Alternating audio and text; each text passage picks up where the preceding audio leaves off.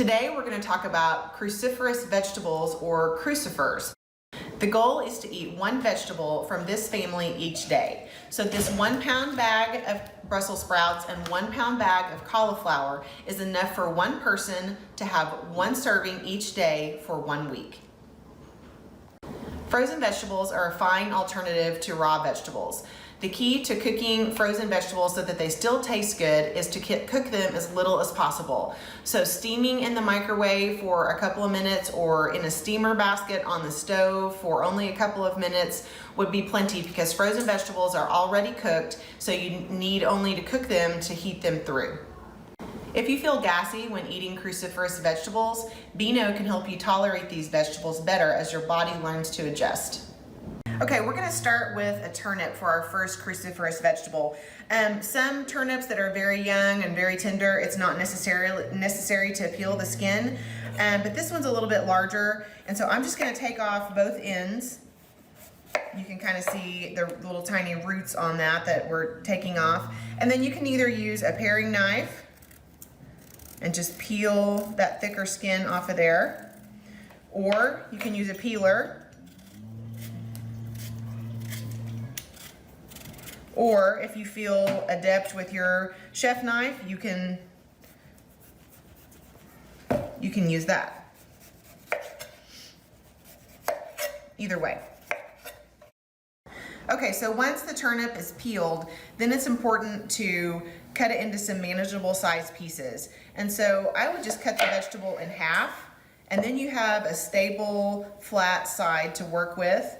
And so I'm just gonna cut this into some slices and turn those slices into cubes. So always try to work with your vegetable on the flat side, because that's the safest.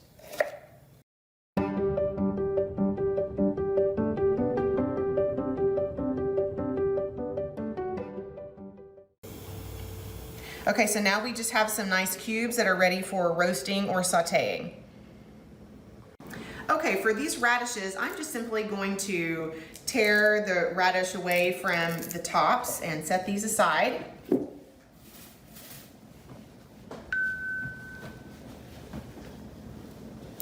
And so to prepare the radishes, most of the time you're going to eat radishes raw, but you can also eat them roasted. They're delicious that way too. But just simply cut the end and the top off of the radishes, and then you can slice these in just little rounds.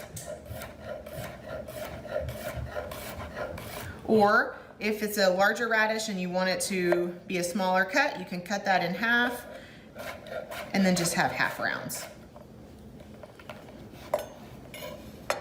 If you were going to roast the radishes, you might want to cut both ends off and just cut them into quarters. Again, they're delicious raw, tossed with a salad. You could toss them with a little bit of vinaigrette, but if you were going to roast them, then you might toss them with a very small amount of olive oil, let's say 1 teaspoon for a bunch of radishes, and then a sprinkling of salt and pepper, say a pinch of salt, meaning like 1/8 of a teaspoon, and then just a couple of grindings of black pepper, and roast at about 400 degrees. Okay, so this is purple or red and just plain green cabbage. You would use them in similar ways. They can be eaten raw in a coleslaw or other salads. Definitely eat them sauteed. They're great in casseroles. You can make cabbage rolls, cabbage soup. It's very versatile, very inexpensive, full of fiber, and very delicious. This is a good example. You can see that it has a small bad place on there, and there's no reason to get rid of this whole cabbage. You would just want to trim off the bad spot on there, and now you're good to go. So as far as breaking down the cabbage, the key here is to cut all the way through the cabbage, through the core.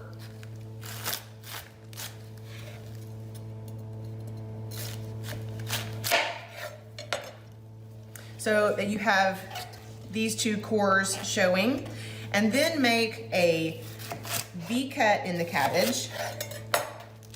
So at this point you have some options. You can either make a little bit of a larger dice,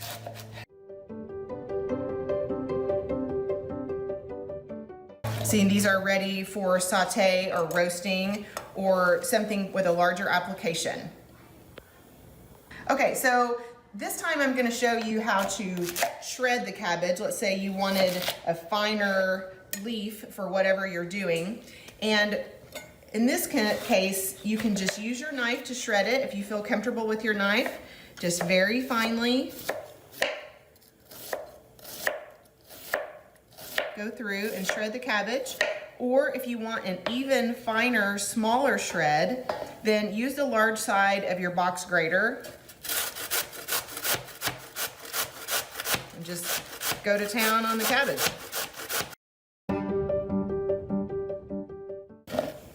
And then if you have any big pieces that are left over, you could put those back on the grater, but better yet, just go through and use your knife to finely chop.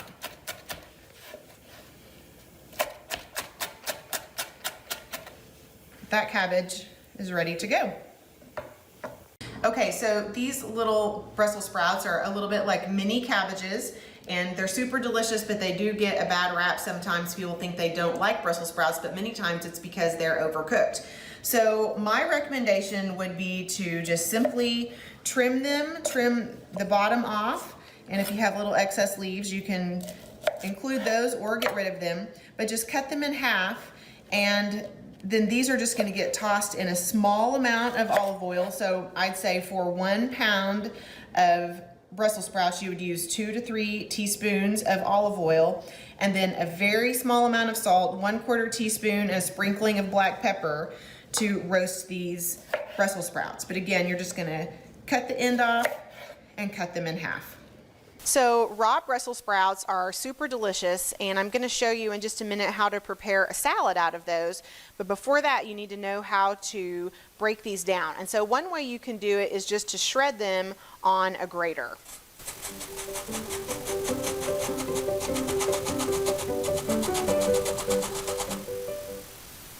So you can just keep going on this, and you can tear these little ends off. And then something that you should also know is if you happen to get a Brussels sprout or any vegetable that looks like that, feel free to just go in here and cut that off and get rid of it. And then you can continue shredding, but don't feel like you have to throw the entire Brussels sprout away just because it has a little blemish on it.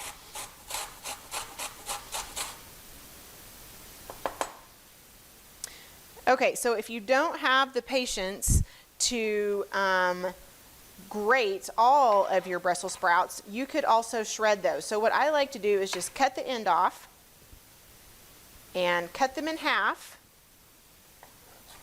and you can shred them with your knife just like this, and then kind of get rid of that hard end.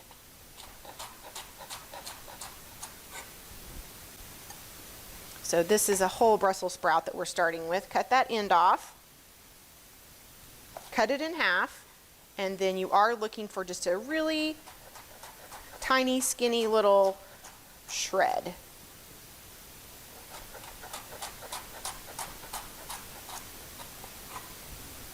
So when you get these all shredded up, you could saute these in a tiny bit of olive oil, but we're actually going to eat these raw in a salad. Okay, so we're going to talk about just a really simple serving suggestion for the shredded Brussels sprouts. So my Brussels sprouts are already shredded, and I'm just going to add some sliced green onion. You could add white onion, red onion here, anything that you happen to have. These are just some plain raisins. You could add golden raisins, you could add dried cranberries, any other kind of dried fruit. We've actually enjoyed dried apricots. And then some sunflower seeds. So these are some toasted sunflower seeds. You could add some other kinds of nuts or seeds, and that would be great. So just be really flexible with whatever you're going to use. The next thing I'm going to add is a vinaigrette. This is just a very traditional 2-to-1 vinaigrette. So it's 2 parts olive oil to 1 part apple cider vinegar and a little bit of Dijon mustard for flavor, and just a pinch of each salt and pepper. So you want to put just enough dressing on to coat each piece lightly, but you don't want it to be drowning in dressing because you still want to taste those Brussels sprouts. So really that's probably plenty for this dish, and it's ready to go. This is just a very simple serving suggestion for shredded Brussels sprouts. Okay, so this cauliflower, to break it down, is very easy. We're just gonna take these outside green leaves off. And you might notice that there are a few little spots on here that are showing some age on the cauliflower. And this is a great example of don't throw the baby out with the bathwater. We just want to lightly trim those places off of there and then give the vegetable a good rinse, which is exactly what I'm gonna do. And I'll be right back to help to show you how to break the rest of it down. Okay, so it's nice and trimmed up and washed. And what you want to do is make like a cone-shaped cut into the cauliflower first. So I'm using a paring knife. You could absolutely use your chef knife or French knife. But you'll notice that I'm cutting away from my hand. I'm not cutting toward my hand in any way.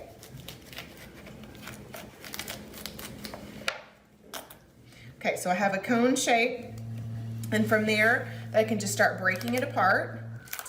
And if you want florets of this size, then great, you are ready to use those. Those can be ready to go. I would suggest cutting them so that they're all about the same size so they cook at the same rate. Some recipes, especially salads, might call for you to have a finely chopped vegetable. And to do that, I always try to get a flat surface.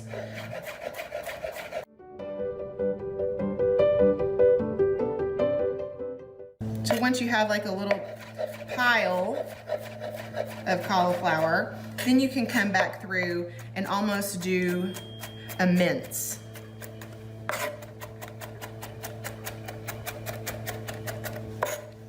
So this could actually work almost as a cauliflower rice if you just wanted to use your knife. But if you do have a box grater, then you can use this large side of the box grater to go ahead and shred it.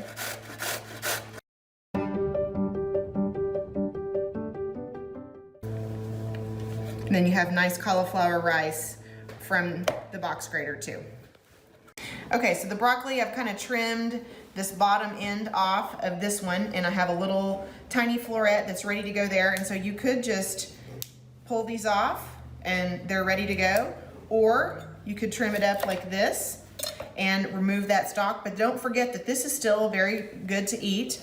If you wanted it to be very small or very fine pieces, just use your knife to chop it up. You might use this for a salad or stir it into other soups. So you might just want to come back through like this if you wanted your broccoli to be very finely chopped. But I think most of the time you're going to be using florets, and you do want those florets to all be about the same size because you want everything to cook at the same rate. So the shape is not as important here, but you wouldn't want to cook these two for the same rate of time because this one obviously is not going to get done and this would get overcooked, and that's when it gets all stinky and brown and it's not as palatable. Okay, so this is curly kale, very easy to prepare. Some greens, it's necessary to actually cut the rib out, and so, I mean, you can use your paring knife or another knife to cut the leaf away from the rib, and then the rib is what you would want to discard. A lot of times people think that they don't like kale, and the reason that they don't is because they buy a prepackaged mix and it has this rib that's chopped up in there, and it's very tough and it's very difficult to chew. But it's very easy to prepare. So what I usually do is just tear the curly greens away from the rib, discard the rib, and once I get a nice pile working here, then I would just kind of bunch these up, just roll them up a little bit, and then run your knife through a few times. And these are ready to be washed. So that you can put these in a colander and spray them off. You could put them in a bowl or sink full of water and swish them around to get any grit out. Or if you happen to have a salad spinner, that would be another way to wash them. Okay, so these are collard greens, and this is an example of a hardy green where you would want to remove that stem. And unlike the curly kale, you could tear the leaf away, but it's really not as easy to do that, and it's super easy just to use your knife to run alongside each leaf. So each side of the leaf, stack these leaves up.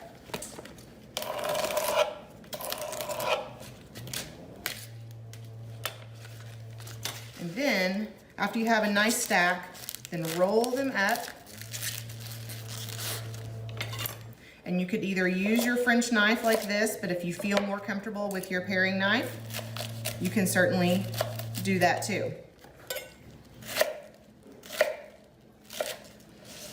So when you have your entire, all of your leaves shredded, then you can either rinse these in a bowl of water and then drain them in a colander, or in a sink of water and drain in a colander. Or if you happen to have a salad spinner, you can put all of your leaves in here, fill with water, swish it around, then you would spin them